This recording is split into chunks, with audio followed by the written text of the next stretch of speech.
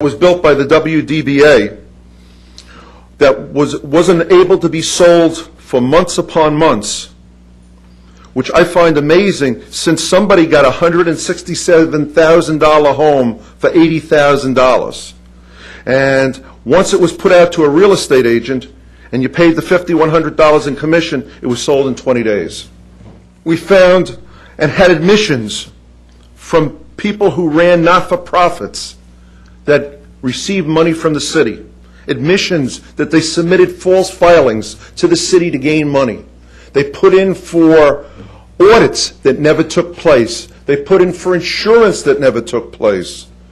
Where salaries are being charged of individuals, and when we looked at the books and records of the organizations, they didn't even work on the grants. We found situations where monies or submissions were put in for salaries of individuals. And when we looked at the books and records of the corporations, there was no salaries on the books. What we found was disturbing.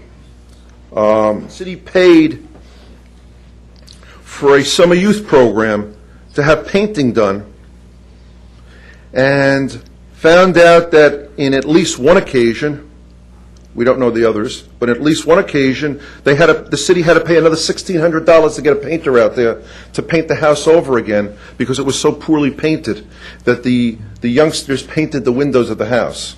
We found situations where a lot of payments were made to individuals off the books. We found situations where financial statements and documents that were presented to the city were fraudulent. For instance, WDBA presented a financial statement on March, I believe, 18th, 2009, looking for $30,000 from this commission. When we looked at the financial books and records of the WDBA, the loans that were on that financial statement do not exist. We found situations in Haitian American consortium that's very troublesome. For instance, we found where these paint jobs that were supposed to be done, but there was no paint ever bought. What we were told is that the paint was gotten from the city. When we spoke with the city people told us nobody came to them for the paint except Mrs. Portier, who got 245 gallons of paint in one-shot deal. We have a situation where many times vendors that we see that are being used are questionable in nature as far as the work that they presented. For instance, we have a vendor that submits a bill on a company letterhead for $5,000, yet the city, and within the bill, the city cuts the check to a person, not the company that's submitting the invoice, but to a person, $5,000. And usually those type of situations take place, based upon my 35 years experience doing this, is when somebody wants to take and cash a check and generate cash, rather than take a corporate check which must be deposited into a bank account. We have bidding situations that are extremely questionable, where the specifications of the vendor that won the bid was given to the person who was preparing the RFP at the onset, that would prevent anybody else basically from meeting the grades. I want to make it clear that Mr. Kessler was instructed that this report, this audit, was not to be opinions, that anything that's in that audit needed to be supported by documentation and numbers, which he has done. So I just want to make sure the public and more importantly the City Commission understand that. Housing and Urban Development, the Inspector General Office is expecting this report. The report is within the area that you studied, Mr. Kessler. I think I would characterize it as exhaustive.